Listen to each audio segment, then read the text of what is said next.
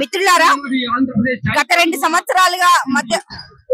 సంవత్సరాలుగా మధ్య భారతంలో జరుగుతున్నటువంటి ఆపరేషన్ కగార్ లో భాగంగానే ఈ రోజు మావోయిస్టులని సజీవంగా పట్టుకొని హత్యలు చేసినటువంటి సందర్భం మనకు కనపడతా ఉంది. దేశవ్యాప్తంగా ముఖ్యంగా మన జరిగినటువంటి హిడ్మా హత్య ఏదైతే ఉందో ముందుగానే కస్టడీలోకి తీసుకొని తను లొంగిపోతానని చెప్పినా కూడా ఆ బూటకపు ఎన్కౌంటర్ల పిల్లలు హత్య చేయడాన్ని ముందుగా ఖండిస్తా ఉన్నాం.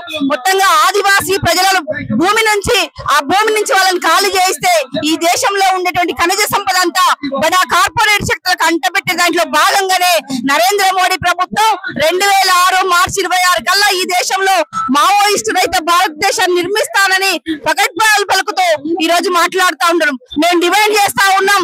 దేశంలో ప్రపంచ చరిత్రలో ఎక్కడ కూడా ఒక డెడ్ లైన్ పెట్టి చంపుతామని ప్రకటించినటువంటి వాళ్ళ పైన ముందు హత్యా నేరం కేసు నమోదు చేయాలనేది డిమాండ్ చేస్తా ఉన్నాం.